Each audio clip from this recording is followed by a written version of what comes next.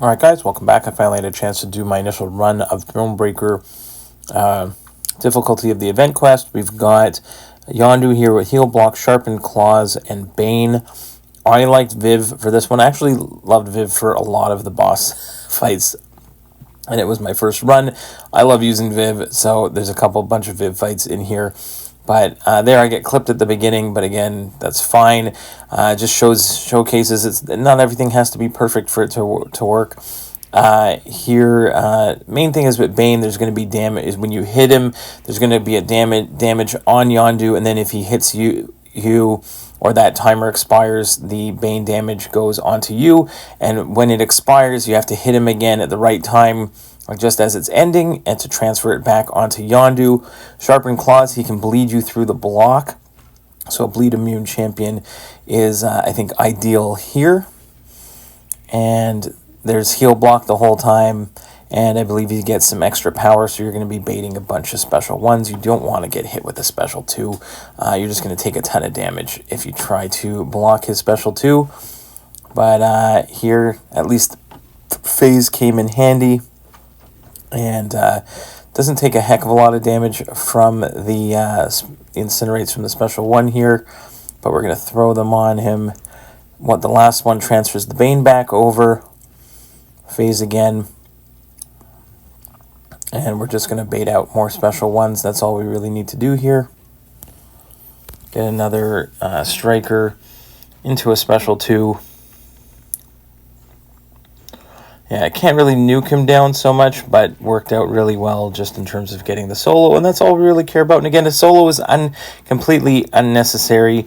I always find the Thronebreaker fights, if you have a lot of good options for path fights, and then, usually you can dump a bunch of guys onto the boss. Here we have Massacre, Ebb and Flow, Knockdown, High Energy Diet, Conflictor, and Adaptive Override. So what I did here is I did throw on the Magneto House of X pre-fight to help with Conflictor. For that, you can use for anybody. It doesn't actually help Viv. Viv completely counters Conflictor just on her own because you can phase to get openings. You don't need to parry and give him power. But there is the Ebb and Flow knockdown, so I'm going to have to knock him down in order to do big damage here. So I'm only knocking him down with the special 2. I probably should have knocked him down first and then do the special 2. It took a little while to get this one down as well. Very clean fight for me from Viv, but I did speed it up because it was just a little bit slow. It does have that, where I think it's where everything is a energy attack, and energy attacks are going to give him healing. But if you knock him down, that red timer there, this is similar to the Absorbing Man fight in Winter of Woe, where when you knock him down with a heavy attack, that little timer in the red, the symbol inside that red circle above me is going to change from like a fist for physical to a lightning bolt for energy. And you probably want to stay in the physical one as much as possible. Viv works really well because there's a heal block on most of the time, because I end it in 5-hit combos with a medium. So you're not going to see the healing that he would normally be getting if I were to do an energy attack. So that's the another benefit of using Viv on this fight, where you're not going to notice any potential healing from energy-based attacks, and you eventually get him down. Alright, next up we have the Domino boss, and we're just going to continue to use Viv again. Rise to power, caltrops, and breakneck speed. This one, what's going to happen is when you get any bar of power, I believe you get a power sting. Also, when you do any hits, you're going to get those breakneck speed charges or whiplash charges, and what you're going to have to do is you need to throw an intercept. I get clipped by Domino's evade, and I kept that one in. It doesn't matter. As soon as I get one intercept in, the fight is essentially done, because what happens is if I get an intercept, I move the power sting onto Domino. If I can throw it that way, I can throw a special, and if I can throw a special, then I can transfer all of the breakneck speed whiplash charges onto Domino, wait for them to expire, and then Domino is going to die. So we're just going to, she takes a whole bunch of damage just from those breakneck speed charges. So if you can get one intercept, that basically helps you out a ton. Get over a bar of power, get an intercept, throw a special, and the fight is over. Next up, we've got Yellowjacket. I think I failed with the Viv here. The main thing on this one, I ended up using Domino, is that every time you get to like 5 hits in the 5 hits or 10 hits in your combo meter. One of them, if you get to like 5 hits, if you get to 5 hits, you are going to get an unblockable steadfast charge. Every 10 hits, Yellowjacket is going to get an unblockable charge. Your instinct is to evade the specials from Yellowjacket, but what you need to do is you need to block them. That's why you're getting those steadfast charges, because you have to block it. If you don't, if you evade any special in the Yellowjacket fight, your combo meter will go down, and if you ever lose or your combo meter goes down, then you're going to start taking direct damage, and then you're going to die. So block everything. Next is Negasonic Teenage Warhead, and this was like my first time doing this one. Viv looked like a great option and ended up being fantastic. I cannot evade any of the specials yet because this is literally the first time I'm ever trying it. The only thing I looked up read